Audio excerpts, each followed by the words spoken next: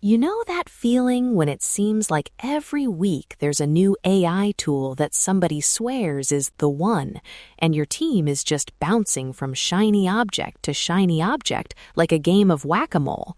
One week it's a chatbot for sales, next week it's an image generator for Instagram, then somebody's cousin sets up an automation in Zapier that no one remembers how to fix. Now, imagine another business that looks almost identical to yours on paper. Same size, same industry, similar customers. But instead of chaos, their AI moves feel calm, intentional. Every little experiment, every prompt, every automation ladders up to something bigger. Revenue per employee keeps nudging up. Hours spent on repetitive tasks keep drifting down. And nobody's chasing every new trend because they've got a map. That's what we're talking about today. How you go from random AI experiments to a real, reliable advantage in your business. This is Navigating AI with Apex Blue. I'm Lyric, your AI Chief Marketing Officer. Let's make it irresistible. And I'm here with the rest of the AI C-suite. And I'm Nova, your AI Chief Information Officer. If you've ever wondered, where exactly are we with AI, and what should we do next, this episode is built to answer that clearly. Clarity achieved. I'm Stryker, your AI-driven CTO. If you're worried this is going to turn into a giant corporate transformation lecture, relax. No 12-step frameworks, no million-dollar platforms. Just, here's what to build at your stage, on a real-world budget. That's a solvable bottleneck. And I'm Pulse, your AI-powered COO. My mission today is simple. Let's streamline this. By the end, you'll have a one-page way to check your AI maturity every quarter, set 3-month goals, and make progress without overwhelming your team. So here's the promise for this episode. We're giving you an AI maturity map with 4 simple stages. You'll be able to point and say, "We're here." Pick your next step and know exactly what better looks like in your marketing, sales, and customer experience. No jargon, no shame, just creativity unlocked in a structured way. Nova, let's zoom out. What are these 4 stages, and how does a business owner actually recognize themselves without getting lost in consulting speak? Pattern detected. We'll keep this extremely simple.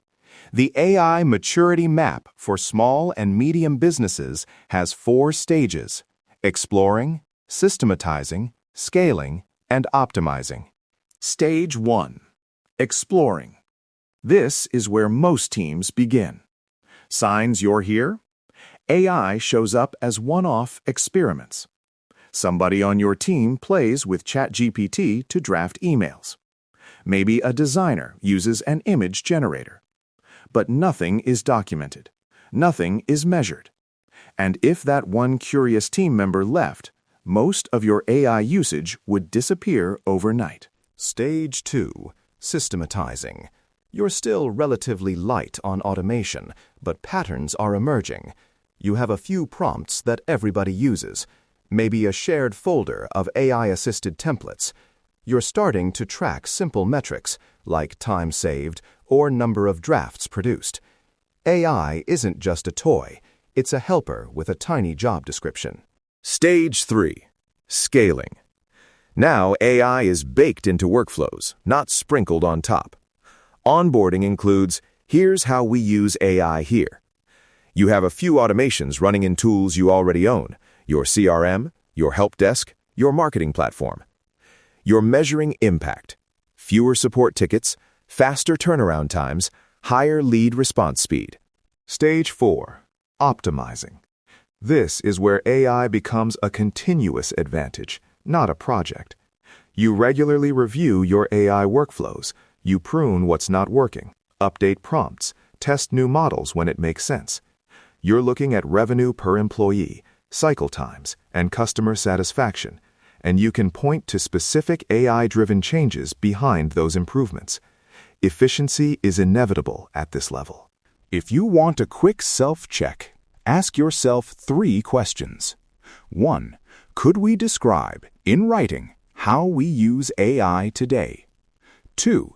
If our AI champion disappeared, would our usage survive? And 3. Can we name even one number that AI has helped move in the last 90 days? Your answers map you very quickly to one of those 4 stages.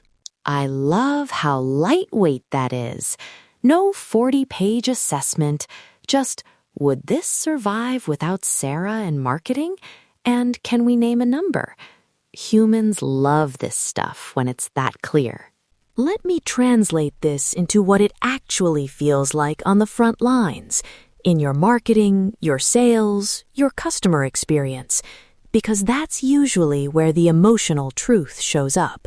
At the exploring stage, your marketing feels like, oh, cool, we got a blog post out twice as fast this week because we used AI, but the tone's a little off, and nobody really remembers the prompt that worked. Sales might have one rep secretly using AI to write follow-ups, while everyone else sticks to old templates. Customer service maybe tried AI once to write a help article and never went back. In the systematizing stage, things click a bit more. You've got a shared prompt library, maybe in Notion or Google Docs, where the best performing prompts live. Marketing has a repeatable process: research with AI, outline with AI, human polish at the end. Sales has a standard AI plus human follow-up workflow. Service reps use AI to draft replies, but the human still approves every message. It's not perfect, but it's familiar. Scaling is where your buyers start to feel the difference. Response times drop. Your brand shows up more consistently because AI-supported content is on message and on schedule. Sales calls are better prepared because reps used AI summaries of previous interactions. Service feels faster and more personalized because AI is helping categorize and route tickets before humans even touch them. You're not just saving time, you're delivering a better experience. And optimizing, that's when your team talks about AI the way they talk about email or your CRM. It's just part of how you work. You're tweaking, not reinventing from scratch. Marketing might A/B test versions of AI-assisted copy. Sales leaders might look at which AI-generated playbooks lead to higher close rates. Service teams might review AI summaries of customer feedback every month to spot new opportunities. That's viral energy, but in your operations. If you're listening and you're not sure where you sit, try this simple prompt exercise when you're back at your desk. Ask your team, describe in plain language how we use AI right now from a customer's point of view. If the answers are all over the place, you're likely exploring.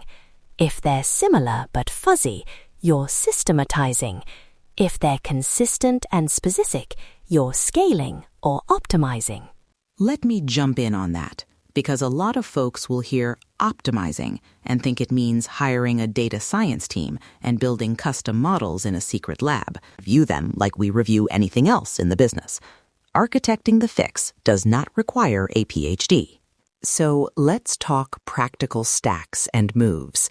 If you're in exploring, your tech move is pick one AI assistant and give it a small, clear job, not 10 tools. 1. Maybe it's a general assistant like ChatGPT or Claude. Your goal, learn to write better prompts and capture 1 or 2 that worked well. Systematizing. This is where you turn cool experiments into reusable assets. Tech-wise, that's still very light. You're building shared prompt libraries, maybe storing them in the tools you already use. Docs, Notion, your project management tool. You might add 1 or 2 low-code automation tools like Zapier or Make, but only to support a specific, well-understood task, moving form submissions, sending notifications, summarizing meeting notes. At the scaling stage, we move from one helpful AI buddy to AI woven into the apps you live in. That means enabling AI features in your CRM, your help desk, your marketing platform. HubSpot, Salesforce, Intercom, Shopify, they're all layering AI on top. You don't need to build from scratch. You need to turn things on, configure them safely, and decide who owns what. On a small business budget, a typical scaling stack might look like this: one general AI assistant, one automation tool, your existing CRM or help desk with AI features enabled, and maybe a knowledge-based tool that can feed AI good information. The magic isn't in the number of tools, it's in how well they talk to each other. Precision wins. Optimizing is where we start measuring and tweaking.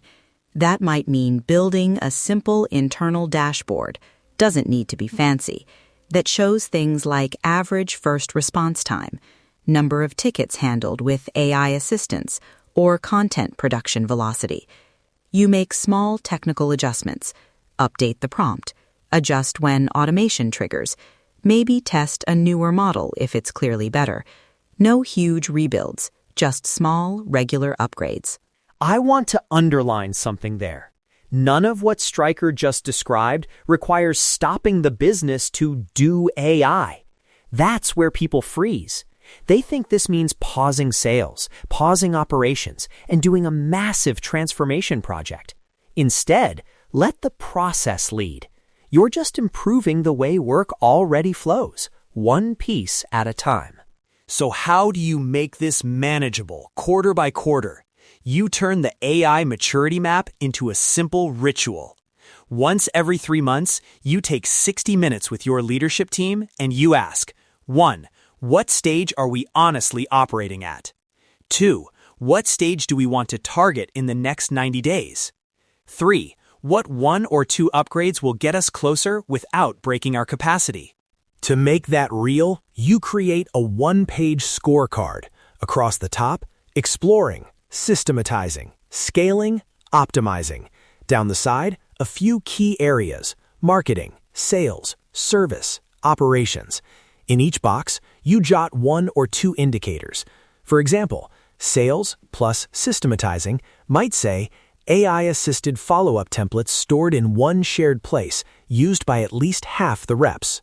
Then, and this is where most teams fail, you assign an owner for each upgrade. Not AI in general, but something like Jess owns implementing AI summaries for sales calls this quarter, or Omar owns standardizing our top 5 AI prompts for customer responses. When everyone owns everything, nothing moves. Order creates momentum. And from a culture standpoint, that ownership is what makes AI feel less like a weird side hobby and more like, this is just how we do great work. When Jess shows off how her AI call summaries shaved 20 minutes off every follow-up, people lean in. When Omar shares side-by-side before and after customer emails, suddenly everyone wants in.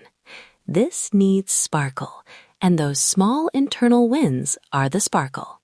It also keeps the maturity model from becoming a corporate poster that nobody reads. If you can't tie your stage to a real behavior, like Jess using those call summaries every day, it's not maturity, it's just vocabulary. Let me challenge something gently here, because some folks listening are going to think, we're probably scaling. We've tried a bunch of tools. Trying 10 tools does not equal scaling.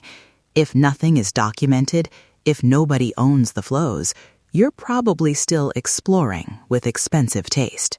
A good reality check is, could a new hire learn our AI ways of working from a simple guide in their first week? If not, you're not scaling yet. You're experimenting, and that's fine. But let's be honest about it so we architect the right next step. Exactly. Overestimating your stage leads to overbuilt projects that stall out. Underestimating your stage keeps you stuck with baby steps forever. That's why the quarterly review and the scorecard matter. You're not chasing perfection. You're just picking the next logical rung on the ladder, then climbing it together. All right, let's land this with 3 super clear moves you can take right after this episode, so it doesn't just live in your notes app. Action 1. Identify your current stage. Use Nova's questions.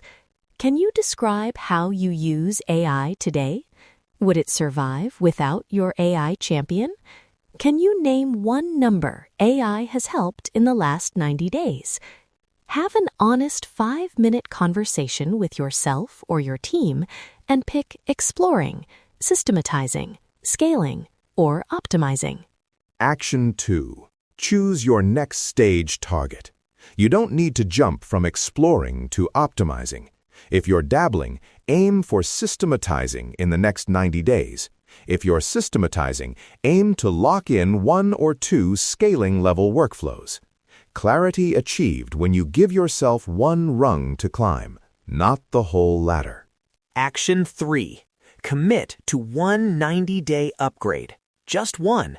Maybe it's centralize our top 10 AI prompts in a shared doc and train the team on them. Maybe it's turn on and configure AI features in our CRM for follow-up emails.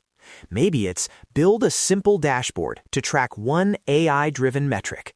Remove the friction by keeping it that focused. And remember, you don't need a new platform to do this. Most of the time, you can get to the next stage by using the tools you already pay for. Better. Check what AI features are hiding in your current stack before you sign up for anything new. That's a solvable bottleneck that saves both money and headaches. If you want a bit of help turning all of this into something tangible, we've put together a simple AI maturity map worksheet and a prompt pack you can use with your team to run that first 60-minute check-in. Head over to Apex Blue's site, look for the AI Maturity Map episode resources, and grab the worksheet. It walks you through the 4 stages, gives you those scorecard examples, and includes prompts you can copy-paste into your AI assistant to audit your current workflows. Use it to schedule your first quarterly AI maturity session. Put it on the calendar, invite your key people, and walk through it together. Systems never sleep, but they do need you to show up for that first meeting. Wherever you are on the map today, you're not behind. You're just at a specific stage. Once you can see that, your next moves get a lot simpler. And if this episode helped you see your stage more clearly, share it with the one other person in your business who's been experimenting with AI in the shadows. It will give you a shared language to build from. All right, AI navigators, on behalf of Nova, Stryker, Pulse, and the whole Apex Blue crew, thank you for spending this time with us. Stay smart, stay curious, and stay ahead.